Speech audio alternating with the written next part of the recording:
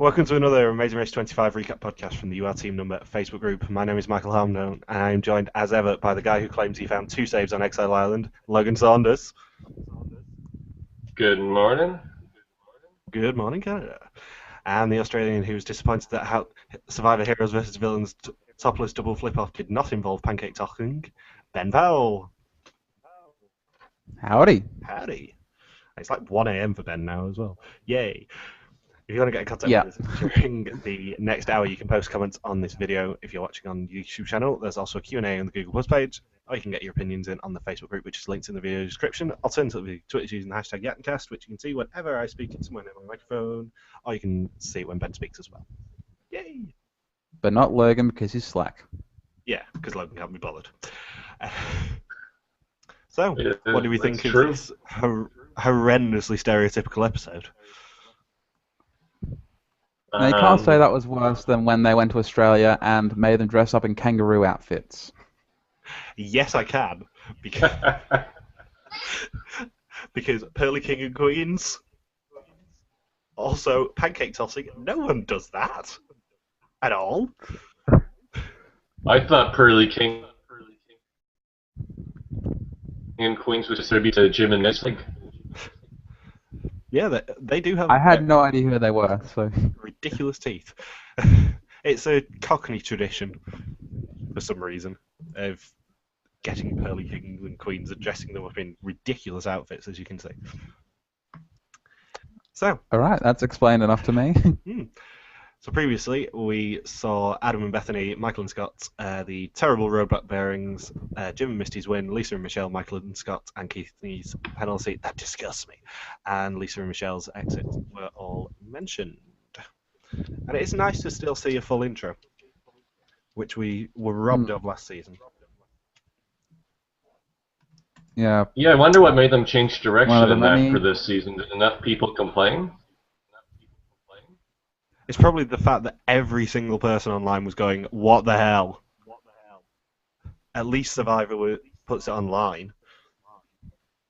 And usually returns to it for the finale. But everyone else, yeah, I'm pretty sure it was just the backlash that they received because they seem to be trying to rectify a lot of the mistakes. Like the casting is a lot better. The actual twists are a lot better. The fact they don't rely on a bloody double express pass as well. I also appreciate the covering Buddha eyes on the intro. Yeah. Let me pour you. So teams must now fly 4,000 miles to London and find Tower Bridge to receive their next clue from a Pearly King and Queen. There will be a lot of eye rolling from me this episode because it is, ridiculous. It's the Lonely Planet theory. Let's just buy a Lonely Planet guide and flake through it, see what we can find. What's Lonely Planet? Lonely Planet's a travel guide company.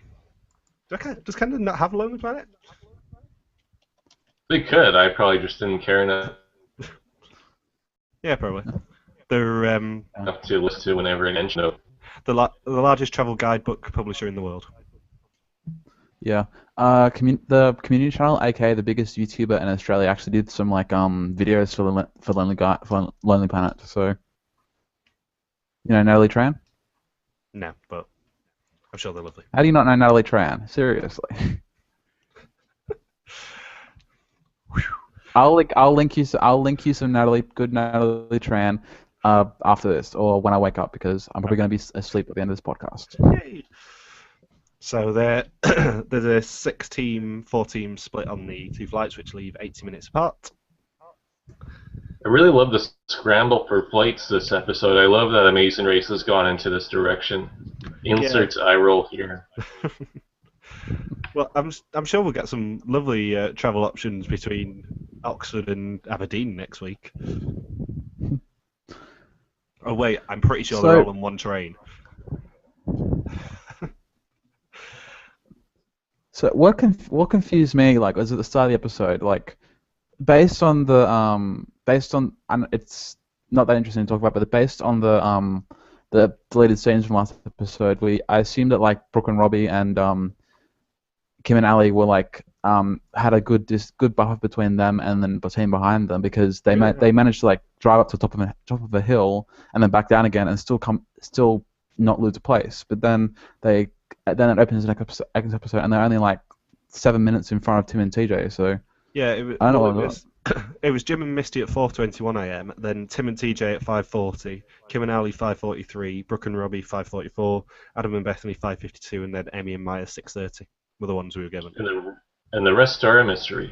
Yep, which is also irritating to me because I love a departure time.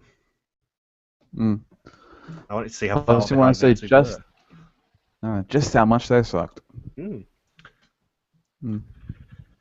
So I think they almost covered up the last 4 departure times because Dennis is a bit far behind in 7th, but the bottom 3 teams were hours behind, so maybe because of what happens to Dennis and Isabel this episode that they avoided airing the departure times to not make the viewers quite as angry that, the team that started out 4 or 5 hours ahead was eliminated. Yeah, Dennis and Isabel were just my guess screwed by this. Which is annoying, but just a bit. Yeah. So Tim and TJ have dated for 5 years, yet they still said originally that their parents don't know. They just think they're roommates, wasn't it? Was the excuse they used. I have a feeling their parents would probably catch on to 5 years. Yeah, when they're hashtag college sweethearts. Oh, you never know. There's like a lot of secrets. There's a lot of secrets you can keep for a long time. There's a lot of secrets I kept for a long time from my parents. So, and like, is TJ is the drag queen, right? I'm not sure. I still can't tell them apart. Yeah. The one I hate to be a bit racist, but I'm thinking of the one that looks a little less Asian. Yeah, he's on the right of the cast photo, definitely. Yeah, that's him. Like, here's the drag. Is he also the one whose parents don't know his parents like haven't either accepted or don't know he's gay? I can't remember. It's one of them said that their parents still don't know. Well, if he has, it's like then your microphone's gonna turn into a helicopter again. Get to the chopper. Lovely. Well, is it still doing that? Yes. Oh, dear God. That's better. Isn't this wonderful? Yeah. Oh, good. Quick. Anyway, what I was saying was like, TJ's a drag queen. That's that's the pretty big secret to keep from your parents for that long. And I'm not really sure if they're either exaggerating that, but like, you put on heels, wigs, makeup, and a dress and a frock for for several times a week for however long he's been doing it. It's like, do your parents really not know? Really? Also, Brooke and Robbie officially take the title of My Favourite Ambition for the Money if they win, thanks to a confessional at the start of this episode. They want a wrestling ring in the back garden. That's pretty cool. Yeah, it sounds like a really worthwhile investment, and it's definitely a good way to spend $1 million. I do think they're heading towards being the comic relief of the season in a Suki and Jin fashion, actually, because they are just the right side of ridiculous.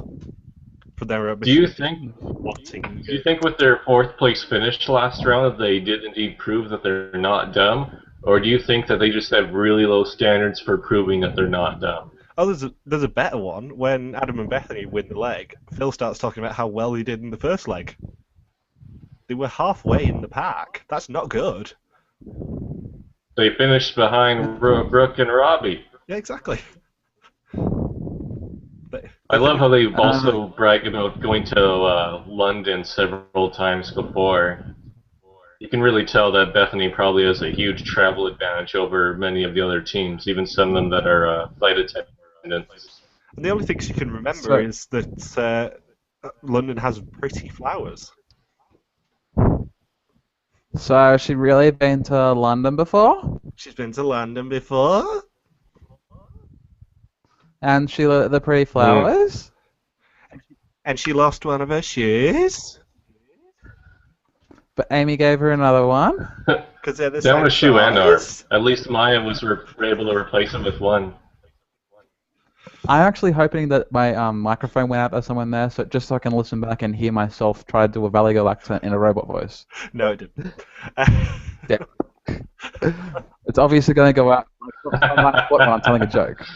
Robotic Bethany. I must say, the editors completely tricked me this episode because Shelley and Nita were getting a lot of confessionals. And a lot of... That's because they're awesome. Yeah, we're super fans. We really want this. I was like, they're going home. It's blatantly obvious. They wouldn't show a team this much if they weren't going to go home. And then they didn't go home. But they also... I like how Jim intimidates the flight attendant or the ticketing agent into getting better seats on the plane. Yeah, he just flashed her a smile, didn't he? I think he like opened up his eyes really wide and said, "Want to get seats at the front of the plane." I do like Jim and Misty just because they look so ridiculous. And they're such incompetent villains. It's like, we're so uncompetitive. We're gonna win every leg and not help anyone. And then they proceed to help everyone, basically. I'm not sure they're gonna be villains, though. That's the difference. Well, they want to be villains. Yeah, they want to be villains. Pre-season, they were trying to set them up to be villains, like, but actually, they really aren't. They're probably a bit too nice. Also, with their save only being valid up to leg 9, does that mean we're assuming leg 9 will be an elimination leg? Something I thought possibly. Because they wouldn't say, oh, you can only use it to the end of leg 9, and then go, oh, by the way, it's a non-elimination. Psych! Right. So I think we were discussing that last week, and I remember right after we finished the podcast, I was thinking, wait, no, it's the exact opposite of what I said. Leg 9 that would have to be not an elimination, then leg 10 could be a non-elimination round. Yeah. Well, also, the save is transferable, apparently. Huh? Apparently, Phil was talking to Jim and Misty at the mat. Apparently, they can give it away if they want to. In a salvage pass style. I'm guessing they don't, because otherwise I think they would have aired that on TV. I wouldn't be surprised if the save has zero bearing on the season overall. Yeah. So basically, it's a salvage pass. Pretty much, apart from the Jim and Misty getting an advantage if they use it. So, Tim and TJ decide to direct their cab driver to the Tower Bridges, sir. I wrote that down because it was so ridiculous. We're going to the Tower Bridges, sir.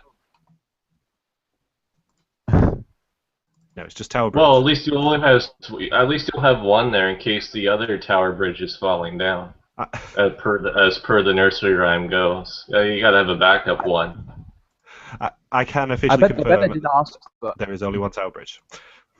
I bet they did ask when they got there. Is like, I bet they did ask when they got there. How come every time they come around my London Bridge, one of them fall down? Oh, damn it! How did I miss the? Oh, also, you can see it behind the Pearly King and Queen there, but that's actually City Hall, the pit stop of leg 10 of Amazing Race 7. Oh, cool. I only know because I went there when I went to London and took a picture and posted it on Yatn going, oh my god, I'm at a pit stop. Like a nerd. I was like, I'm sure the pit stop's somewhere around here. Oh yeah, City Hall, isn't it? Also, the on-screen graphic... I instantly restrained myself from saying something about about a certain dopey admin, but you get the idea. Yeah, wonder who that would have been directed at. Also, we had... I know I've been spoiled with this, with Canada, but the graphics were wrong when the clues were being picked up. Because when they picked up the clue from the Pearly King and Queen, Michael and Scott were apparently in 9th place, but they were the last ones to pick it up. And I noticed this happened with a couple of teams before as well. There was a gap. Well, they had one good leg. Yeah, they were doing Maybe so they well. just didn't care as much. Yeah, it's an estimate. Yeah, it's 9-ish. And we had two stereotypical British activities for the detour: about face or pancake race. Or as Maya would say, butt face or pancake race. Yeah, but Many face. teams chose to do butt face instead of the about face. Yeah, About. apparently this is a parliamentary tradition, but I have never heard of it. Pancake race, at least. You mean everyone doesn't flip their flapjack there? No, everyone does not flip a pancake. So in About Face, teams must travel to the Ministry of Defence's base and complete a change in the guard ceremony. Then you go in robotic again, I can hear it already. And in Pancake Race, teams had to travel to the Victoria Tower Garden, just outside the House of Parliament, dress as chefs, make a pancake, and then run a course in under 75 seconds whilst flipping the pancakes. And the very strict. Exterminate. Still robotic? yeah, a little bit. Damn it. Yes. Damn it. This is unfortunate. Yeah, you're not anymore. Oh, good. Damn it. You're back to good health. So, which detour would you have picked? Just looking at the I Marching. could probably, based on Matilda, I probably would have picked Pancake Race. If a 4-year-old can make pancakes, I think I would be able to as well, and be able to flip them in a short amount of time. I do not. So you'd think a understand. 4-year-old could, but Michael couldn't. So I do not understand why anyone would have gone for About Face at all. Just looking at the clues, because Pancake Race, you don't even have to make the mixture. It's just literally pour the pancake, make it, and remember to flip it whilst running around the Victoria Tower Gardens. Whereas I wonder where Lydia from Michael. Survivor Guatemala was for this task. Probably still with her car. Oh wait, she didn't win it because Cindy didn't get the one. Honk honk. So yeah, About Face was also limited to 5 teams by the look of things. Which I suppose Maybe forced them that's to do why they had to pancake. wait. Yeah, there was only 5 spots for it for some reason. So if all six of the first teams had chosen that part of the detour, they would have one of them would have had to wait. Yeah, someone would have got banished. Dustin and Candice stay. Or that drill sergeant would have just shouted them out of the whole place. I love the drill sergeant so much. He's my favourite. He was quoting characters from Star Wars. Oh, he's such a legend. Really? Really? Yeah. Really? I'm so disappointed we didn't get to see Bethany March. You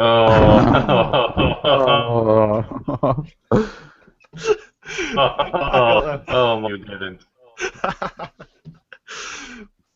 She wouldn't be able to carry her gun because when you're marching, you need to carry your gun in your left hand. So that's probably why I picked Pancake Race then. Oh, I'm so mean. So it was basically a root info for them. Yeah.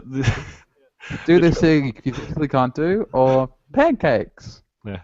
I can't march because of my arm. I love that.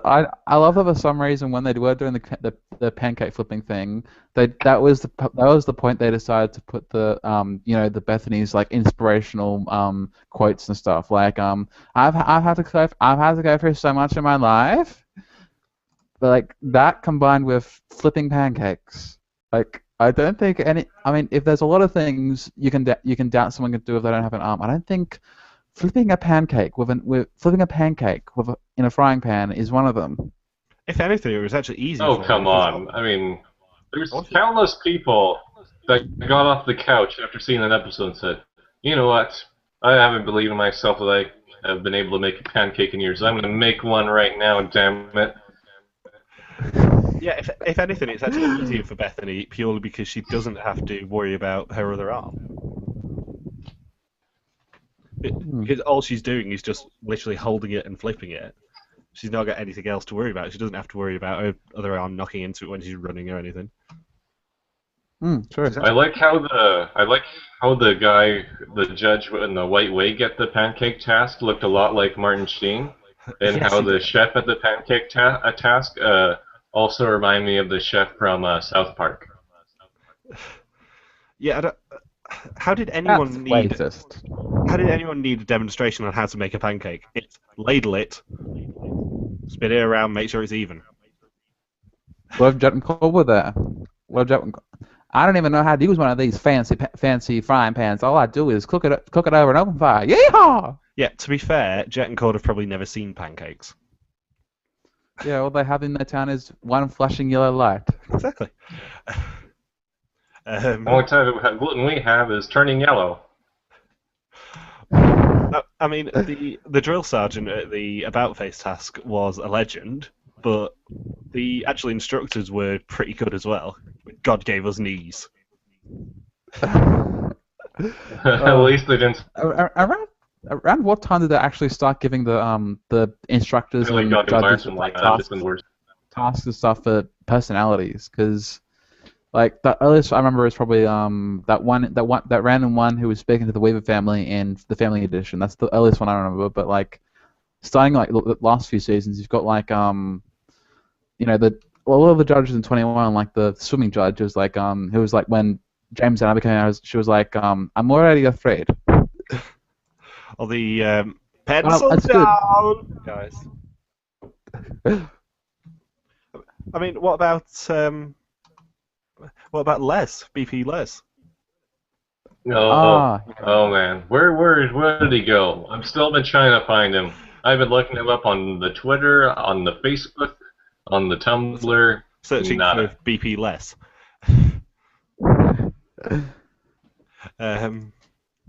Yeah, Adam and Bethany are the first to leave the pancake challenge. Not surprisingly, her arm was mentioned. And Keith and his performance, of course, disgusted me when they failed to run the course. Apparently, Whitney's the nice one of the two. Really? Yeah. Yeah, Keith was getting a bit of a dickhead at actually. Trolling, hoping and praying Dennis and Isabel wouldn't get through. I'm like, and everyone knows, like, everyone on Socks and stuff is like there specifically for Whitney, but Keith's pretty good too. I mean, he was like he's showing a lot more personality than he did on Survivor. So he was my pre-season pick in Survivor South Pacific. Could I just point out? And yeah, that's unfortunate. Yeah, I have occasional terrible picks. Keith being one of them. I'm on a pretty good run at the moment there. To be fair, I like how the firefighters compared themselves to the Swedish chef guy from YouTube at the pancake task. This is good for you. I thought it was the Swedish chef from the Muppets. Gertie, Gertie, Gertie.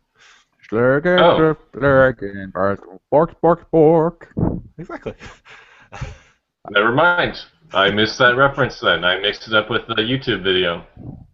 Clearly, I was wrong. Shelley and Nisi had a great confessional where they basically said, "I doubt anyone's as super fanny as us." Sorry, no, super franny. They're super fanny at a task. No one. Called butt face. No one is as super franny as them. Francesca Hoagie there. Well, they've already lost it. By default, they're going to last more episodes than Super Friend. Yeah. Yes, they are officially #Super Franny. Get to the chopper. Imagine if change the hash. Of course I am. Ben, you got no zing bot. Holy wow! This is all right. Okay, alright, we're back to normal. Zing! Oh no! Oh, spoke too soon. Really? No, really? You better. Logan, you asshole. We need a list of all the robots to describe Ben as. Alright. Yes, because I'm the one with the worst internet connection here. So yeah, Adam and Bethany left the D4 in first, with Jim and Misty doing Battle Face in second, and Kim and Ali in third. Tim and TJ fourth, Amy and Maya fifth, Shelley and Nisi sixth, Keith and E in seventh. That disgusts me. And then we have phrases like worldly Yoda-like advice from the drill sergeant. And quite impressively, Michael and Scott got sent back for not being big enough tossers. Yeah, didn't toss her. Didn't it take like 5 times? And Brooke and Robbie needed 6 attempts because it just reinforced the whole in that wrestlers have the worst flexibility once they're well into their professional career. Yeah, she really just didn't have any coordination, I think. Yeah, sexism is slowly killing the changing of the guard in England. Like, she could barely lift her arm. Yeah, she really could. So Michael and Scott left in 9th, and Brooke and Robbie, of course, in last. And teams must now travel to Oxford and search the area under Magdalen Bridge to find their next clue. Is it another Phil appearance? Yeah, is it a trend for Phil to now do the active route info with a team running behind him? Because it's happened twice now. Yeah, they made a couple changes with Phil for this season. He doesn't let a team know what place they are anymore, and he now just does route info for tasks when the first team comes up to the clue box. So, big changes for old Philly this season. Yeah, although sadly no. Hi, Mr. Phil. I'm not sure how I feel about the whole Phil not announcing what team's place anymore, because like I'm not sure if I dislike the change because I've gotten used to it and I think it's tradition, or it was actually good in the first place. It was like I've gotten used to it, but was it essential to the viewing of the show, or are we just used to it now? Well, we're just used to it. What, Phil going, you are team number? Yeah. We'd have to change your Facebook group name by the end of the season if this continues. Exactly, we'll have to put in a request to Eamon. I didn't even think of that. That's like, they have to change the name of our podcast too. We'll always be the yatncast. Don't worry about that. I mean, the mindless cheering over silence from Phil cast doesn't have the same ring. Yeah. They just magically know what place they are based on the subtitles on the bottom of the screen. Yeah, Phil just says, "Screw it, I'm not talking anymore. Just look at the bottom of the screen. You're third." They just do an Ardre and go, yeah, third. Well, it just changes to engaged. I like how Keith and Whitney failed at the pancake task, but for once they couldn't blame a challenge loss on Cochran. Yeah. I'm surprised we haven't had a reference to Cochran yet, actually. It's the only one I have. We can refrain from mentioning Cochran from this point forward. Thank you, Logan. I like Cochran. I'll stand up for him. You're one of the only ones. A thoroughly deserved win on Cagayan. Carabao would even say.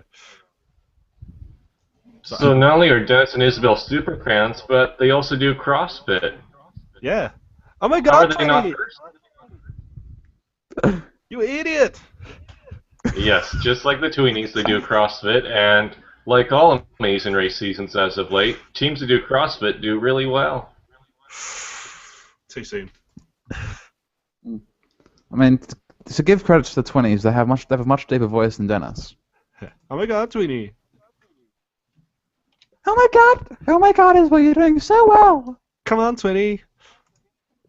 See? Imagine if Bethany... Oh my God, Tweenie! was one of the twins that come on to, it would just be way too much. You idiot!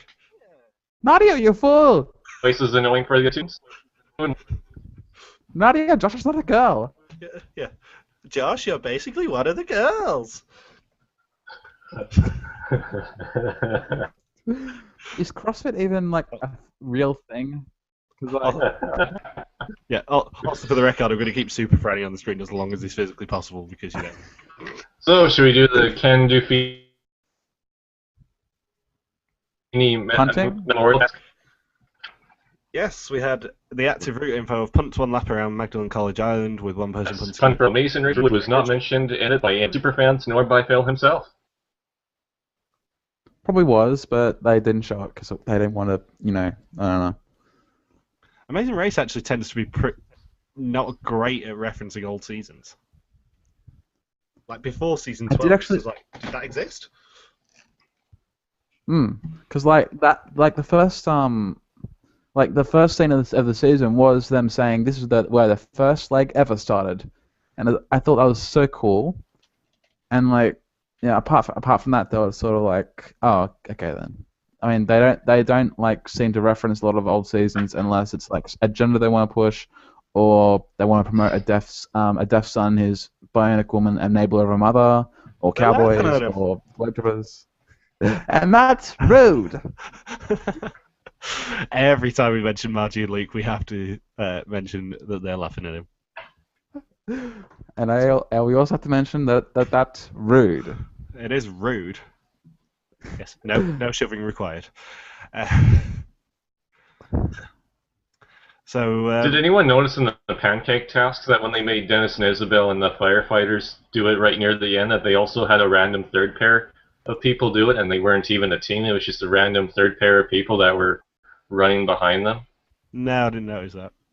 They had some other people doing it in what was it? Yeah, when Adam and Bethany were doing it. Like when Bethany was doing her inspirational speech. I'm trying to flip some pancakes. And I find it really hard because I'm inspirational because I've got one arm. Also, for the record, any Adam and Bethany fans, we're not mocking them. We're not mocking her disability. We're mocking her voice. Just so I personally do not get a lot of hate mail, because this is what happens when we insult teams. You guys escape it. I get, Michael, you're so mean. You couldn't do any better.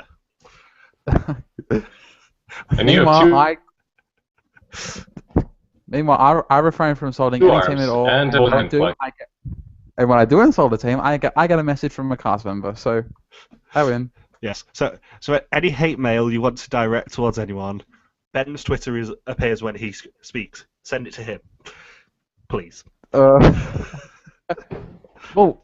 almost fell off the chair there. Yeah. Ben would like you to direct your hate mail at him. Hate mail. No, robotic hate mail. Mr. Roboto. Uh-oh. Exterminate all enemies of Adam and Bethany. Oh, God. That actually did sound quite robotic. That's right. Anyway, sort yourself out. That's right. Oh, okay. Oh my God. Alright. Let's get to the last here. Oh. You go on now? So yeah, Whitney has some swift karma when she says, "Oh, I've only fallen in once." That's not. Yeah. Is it really karma? And then immediately. I think it's called cruel irony. Yeah, and then immediately Jim and Misty ram into them. Oh, what a task! That was hilarious. Yeah, it would have been funnier if she fell in right where Nikki had accidents in that would have been the grossest. That would have truly disgusted Whitney. Yeah, it would indeed disgust her. I think probably the reason they didn't mention it was a switchback is because it wasn't in the same city. It was in Oxford this time. It was in Cambridge last time. Oh, you don't want to compare Oxford and Cambridge. Exactly. Travel from the Cambridge end. Yeah. Also, Tim and TJ had a varying opinion when they asked which way is upstream. Yep. Suki and Ginger flashbacks. It's going down. I knew you were going to be all over that one, Michael. You've changed colour, Michael. Yes, I have, because, Canada overlay. Because of Suki and Ginger's presence. I hope it becomes like a recurring thing. Like, every single season from now on, regardless of the country, the origin, or the whatever, they have a river task, and someone always asks which way is upstream, which way is downstream. Hopefully. Like in one of the random tasks in the next season of Amazing Race China is where Xingzi and Tusheng have to, row up the river, and in that mix of English and Chinese they use, one of them asks, "Do you know which way is upstream?" So that we can then podcast and have me reference my favourite Amazing Race team ever. Yeah, forever and ever. Forever and ever. Until someone inevitably steals my heart. But I am forever Team Outlaw for now. Evan Bethany had a huge lead from this task, because I guess they got on a much earlier train than everyone else, and everyone else was pretty much bunched together. It seemed like split between the other two trains within 10 minutes of each other. But with Evan Bethany, they were pretty much done the pontoon task before anyone else really showed up. Yeah, I've never got a train from Paddington, but how far away is London from Oxford? It's only about 60 miles-ish. Fair enough. It's not too far, but I mean, at least it's not in the same city. I think the trains are very regular actually. Just looking at the current times, there's in the next 2 hours there is 1, 2, 3, 4, 5, 6, 7, 8, 9, 10. 10 trains. So you're not waiting too long between each one then? No. It'll be interesting to see how much of a lead they actually did have with them running round the corner to get the express pass and stuff. But I don't think it's as much Jim and Misty's was. Talking about the express pass, it's like I didn't mind the whole go off the course and take off a bit of your time from the race and go and find the express pass. I wouldn't mind that. Except I feel they didn't really go far enough, and they didn't really sacrifice enough of their lead to go and get the express pass. It's like, they go there, they find it, they show up, they go back on the race, and it didn't look like it took that long at all. I hope and pray that this was just a sort of test, and they're going to keep doing it, because this is a great idea. If you want an advantage, you shouldn't be giving. They should make it be like 45 minutes out of the way. Yeah. If you want an advantage, or if you want to give out an advantage, it's best to give it as here's a risk and reward challenge rather than just win this leg. Or in the case of going down to only 1 or 2 fast forwards per season now, reward challenge. Exactly. I mean, it wasn't in the best place in the leg. It should have been in London somewhere, I think, but. Or maybe I don't know, just on would the trains from London to Oxford have been direct? Yeah, they are pretty. It takes about an hour and 5-ish, I think. No stops. No, there'll be stops. It's a British train. Oh, well, you could always just make them get off at one of the stops on the way and find something a route marker there. Yeah, I mean, I know from experience of going between Manchester and London, if you hit it at the right time, there's one stop, and that's the best you can ever do, and it's 2 hours dead. Whereas at peak times, it's probably closer to 3 hours and about 20 different stops. So yeah, if they would have had to get off at a stop and hope the next train stops there, that probably would have been a good idea actually. But I do like the idea of having the express pass not be a leg prize, but you have to risk something to get it. Glad I thought of that idea. CVS, you can contact me at my Twitter address below. In a sort of fast forward-esque style, because it was quite fast forward-esque. In that you've got to think, is someone going to have gone for it already? I wish more people would have gone for it because it would have been hilarious, but. It's just that Adam and Bethany had such a big lead that they knew that the other teams knew that they'd be willing to risk it and go for the express pass and still have enough time to come back and be in first place. Because Jim and Misty and Kim and Allie both screwed up and had to do a second lap of the punting task, and they were the teams that were in second and third. I wish that they would have had to do a challenge for the express pass actually, in a sort of fast forward style, rather than just going somewhere and finding it. Think of it like think of it as like a homage to the old fast forwards, where basically all you have to do is show up. Yeah. Mm. Go jump into the middle of the hotel pool and be like, oh, no, it's been taken. Or find a surfer in the middle of a German river. What they should do with Yeah. what they should do with fast forwards is not put the fast forward taken sign out, and then just have some random test judge go, oh, by the way, yeah, it's already gone. Bye. Good luck, kids. Maybe they only like hire like those stunt cars or the barbers for like a certain amount of time. So making a lot of teams do it would sort of be not practical for costs. Yeah, but I mean, it'd be funny, but not practical for costs. in the case of the Australia fast forward, was it really going to hurt them that much having that barbers, which was open already, cater for them, and then another team getting there doing the head or the funny haircuts, and then going, oh, by the way, yeah, you've not won the fast forward. Someone else, Daniel Ryan, have already got it. Sorry. Well, those church cars are very expensive. Robot. Yes, I'm Davros. Those no, Davros ate of the Daleks. Okay. Oh, that's quite a lot of fun. Just Adam and Beth. another robot. To me every time. Okay, this is gonna be fun. When they picked up the express pass, Yeah. And she was so I stoked. didn't see either of them tip Grant Bowler over. No, I'm disappointed. Also, flip back over. There was no tipping Grant Bowler. What happened? As soon as I saw the press press pictures, and it said bowler hats, I was like, yeah, we're going to be making lots of Grant Bowler references this week. Shocker!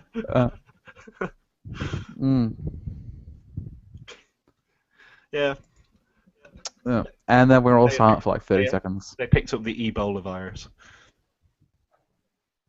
Boo. Did you notice who was helping Adam and Bethany with the express pass location?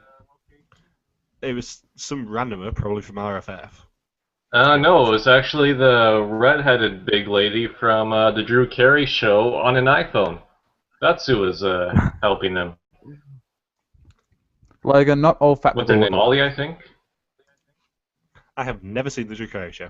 I've seen Amy. his line, but Well, she's like Amy. Yeah, that's who it is. Yeah, she's the local.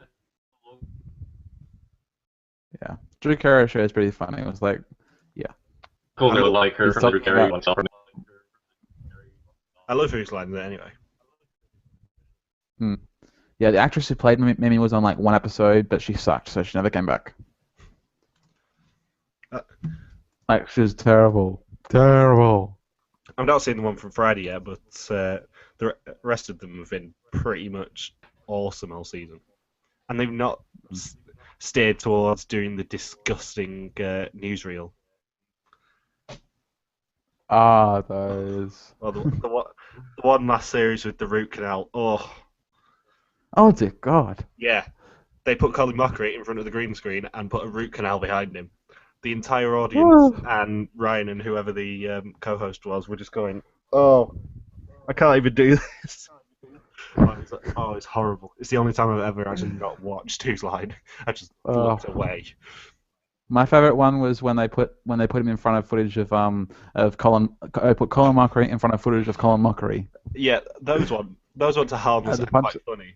I mean, there was one with Gowring a couple of episodes ago, which is, you didn't see it. And the punchline was, when he was asked, what do you think is going on there? And he said, what do you think caused all this? And he said, it all started with a badly timed bull joke. Yes. That was like a top 10 moment of the series, so yeah. As well as Ryan headbutting, being Carol Channing, whose head gets Velcro to everything. Stop picking glass out of my hair. Ow, that really hurt. Am I bleeding? They do try and make him do Carol Channing impressions a lot on the reboot. Oh, lovely. How many seasons have there been of the reboot? Because I haven't been catching up at all. So 2. I'm pretty sure the one that aired on Friday was the last one of the series, but it is recommissioned. 100%. I'll look it up. catch up. I've seen a lot of the old series, but not much of the new series. I even saw a lot of the UK one. So yeah. Season 10, season 9, sorry, the first one of the reboot it was pretty good, but season 10 is amazing. Nice. Some of the episodes are actually the best they've ever done. Oh no, there's one next week as well. Anyway, Is Aisha what's her face better than Drew Carey? Or almost as good? Yeah, they're different. I can't really compare them. Yeah, well, yeah. There's like certain jokes you can do with Drew that you really can't do with Aisha. So like you'll make fun of Drew's appearance. It's funny, but make fun of Aisha's appearance. Oh, that's a lawsuit. Yeah, probably the best making fun of Aisha moment was when she said that I get a game's points for giving out in Bitcoin, and Colin just turned around and went, "Sorry, did you say Bitcoin?" She just got fighting. Oh my god. Okay, I'm she's looking at the show. She's done a John Monty and drastically improved between seasons, so she is really, really good. Oh. Anyway, we were talking about the Amazing Race. Sunglasses. I didn't notice them because I was too busy. The London, the one they had like a Union Jack on them. Oh yeah. A lot of teams had those. Like the one image I remember of the episode was Amy or Maya, the black one of the scientists, like motionlessly going into the harbor with like a psychedelic headband and the Union Jack sunglasses. She looked like something out of like a really trippy 70s. I think Who movie. I think Keith had them as well. Is this? It's like hello RFF. Yeah, is this the equivalent of the Canada Tokes from season 5? Yeah, that's pretty much what it reminded me of. The ridiculous maple leaves. Yeah. So we had Adam and Bethany win the Express Pass, as we mentioned, and there are an awful lot of superfan tears on the way to the pit stop, given our final two teams were sadly the two teams that had the VTs of saying, "We're superfans and we're so super franny." And public urination incident as well. Nikki joins the club of Sally and Tyson and Jennifer Hoffman. Keisha, was it? No, it was Jen, wasn't it? However, yes, it was Jen. This was the one who doesn't have a weird laugh. So yeah, this was way more public than the rest of them. Yeah, there's like 5 people right there watching it all. Yeah, those Oxford students. It was them. Go down. That was the thing. Just good. It was those Oxford students' lucky day because they got to see a lady piss in front of them. They wouldn't have minded. I've seen Big Brother UK. You people have no shame whatsoever. So King of the wine bottle. don't even go there. This is a family podcast, sort of. Not really. No, keep going. Really. Wine bottle later. Yeah. I like how the firefighters randomly people from Brazilian, like about 20 different traits in 2 episodes. Yeah. Episodes to people that are in Boston. I mean, just looking at the edit, Michael and Scott are not going to win at all. Wah wah. They're getting the Boston people are resilient. Boston people give $100 million to charity. Boston people can climb the top of Mount Everest. Boston people are caring. They're charitable. They're not super fans. Yeah. I don't know. It just goes on and on the list. That's all they talk about is being from Boston. Boston people are really strong, as Val proved on this week's Survivor. But Boston people can't flip pancakes. Boston people do not feel it's necessary to flip their pancake more than 5 times. And they still managed to get middle of the pack this time. That's the thing. They actually did quite well in reality. Well, it all really came. Hunting equals for 8 of the teams anyway. I mean, they are still 8th in the. That's the point with this leg is that it seemed like it went by so quickly. Yeah, it was a pretty good leg actually. I mean, we had Adam and Bethany winning a trip to the ice hotel in Sweden. Jim and Misty in 2nd, Kim and Ali 3rd, Keith and that disgusts me in 4th, Tim and TJ in 5th, 6th was Michael and Scott. Bethany already sounds Swedish. All she needs to do is actually speak the language. She already has inflection. Hurty. 7th was Brooke Work. and Robbie. I like Brooke and Robbie's personalised hats as well. I forgot to mention that. 8th was Amy and Maya. 9th was Shelley and Nisi, and last was Dennis and Isabel. My relief. What was with the random pep talk by the pit stop greeter?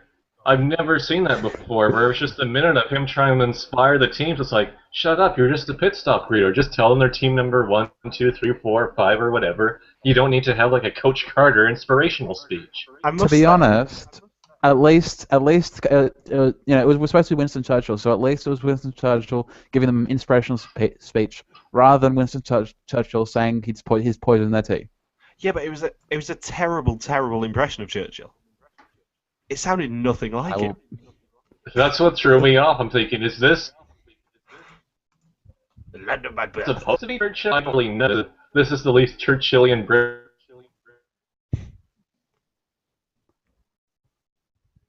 fellow I've ever seen. Yeah, sure, he looked very, very, very much like Winston Churchill, but he sounded nothing like him. And what was up with Kim and Ali's mustache? Or Kim's mustache, I should say. Where did they get the mustache from? That was in. And what is with their shirts saying "No Sleep Till Brooklyn"? That was in two things that weren't explained. The mustache was in a secret scene that I've just seen. Well, they're obviously up all night with the Beastie Boys. Well, they decided in the taxi to Blenheim Palace to just draw mustaches on themselves and pretend to be Charlie Chaplin. Basically. I just got the Beastie Boys joke. I didn't. You didn't because you have to apologize. You should really listen. White 90s American soft rap teams were the only two teams that struggled with in the water with the punting task. CBS has come a long way. Yeah, they really were. Yeah, since Austin. Or since Jerv, actually, but... So, next week we have a dog and pony show, the Shetlands, and firefighters getting injured by the sound of things. Yay! Yay! And there is... I'm warning you now, there is nothing in the Shetlands at all. I can think of one. I can think of one thing that's in the Shetlands. Nothing race-worthy, at least. I can think of one thing that's in the Shetlands. What's that? Ah! Yeah, there are a lot of sheep.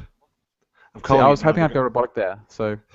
I was waiting for that too. I'm thinking that'd be maybe just a coincidence that goes too far out of hand. Yeah, the greeter will almost certainly be a farmer of some description or a sheep herder. Am I the only one expecting Shelley and Nikki to go very soon? Because Shelley, I guess, was so exhausted by the end of this round that she couldn't even run through cramps, even with her military background. So I don't know if she's like Lindsay from Survivor Africa, but yeah, if you're not able to run through cramps and it's only round 2, things may not bode too well for you. I don't think they're going to last much longer either. I hope they last. I hope they, Lucy and Amelia all the way to the end, because I love them. Oh yeah, they're both. I'm not high on their train yet. I'm afraid. Hey, both I've been over the top, and Isabel, we had so many delicious super fan tears. Because I feel bad that Dennis and Isabel went home, but yeah, I want to see Shelley PR, but I think it will happen. On that note, what was with Eric being quite pop culture savvy and giving you a Shrek reference?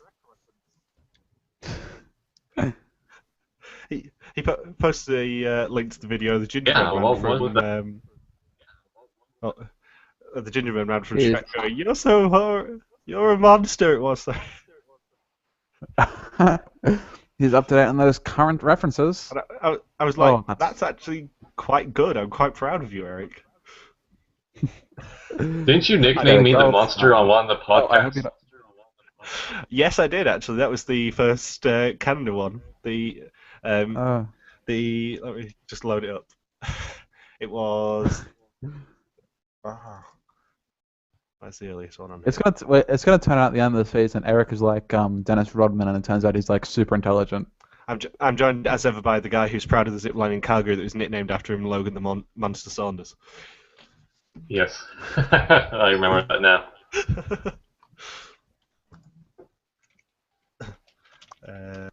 So yeah. I like how Shelly and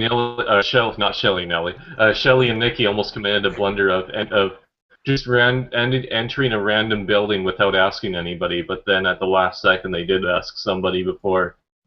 Which is a shame. I would have rather seen Really want to the pitching of the leg there. Really want to do Dennis and Isabel last longer? Yeah, actually, I thought they'd be quite funny. Just to see their hopes be crushed when they get to like final 6, final 7, and then go out. Especially if they had good performance before that. Yeah. So yeah. It's like I would have seen them stay over Michael and Scott. Basically. Yeah. Oh yeah. All of the deleted scenes were basically them fighting, so I knew they wouldn't last long because like they weren't getting a race-long edit. So yeah, but fighting teams are always more fun. Look at Tim and Marie. Tim and Marie were probably one of the best new teams in a long while, purely because of how ridiculous they were. Yeah, Dennis and Isabel, not really super fans, but super fails. Yeah, they were more super Franny than super Fanny, shall we say? And she's still So, are we done? I don't want to go home. Well, you're gonna have to. I don't want to. Oh, one last thing. I loved how the last thing Shelly and Nikki said before, like once I checked in, was like, can you believe if we got eliminated something over something like punting, and then it cut straight to Dennis and Isabel running in. The team eliminated over punting. Yeah, I mean, if the Canadian editors were allowed anywhere near TAR 25, I suspect it would be amazing, but they're not. So. Although we'll probably get a lot more people. We'll probably get a lot of creepy messages on the Facebook group ogling over Brooke's breasts, but you know. Oh, you know, Nisi pissing everyone. I don't know what Canadians are into, so. Well, we know from experience they're into Suki's breasts, so. Isn't it fun getting people fired? It was an accident, maybe. Oh, Chopper. He's gone again. Oh, no, we're good. Oh, no, he hasn't. I wonder how many thumbs down we're going to get for the roboticness. Well, we've got to be... If you thumb down this video because of roboticness, you shall be hunted down and exterminated. We got to beat our personal best from last week of 3, so... Woo! Well, we got our most upvotes last week as well. We got 4. Yes! I was one of them, so I don't think that counts. Yeah, I think I was as well. So on that note, thank you very much for watching and listening. We'll be back next Sunday at the same time for the next Amazing Race Recap podcast brought to you by the UR Team Number Facebook group. Don't forget to leave your comments down below, and please like the video so we can rise up the rankings and I can stop sounding horrendously needy. Also, you can hit all of us on Twitter. If you search yatncast, you should find us. Thank you, and see you next week. Bye! Bye! Bye! Bye! Bye! Bye! Bye! Bye! Bye! Bye! Bye!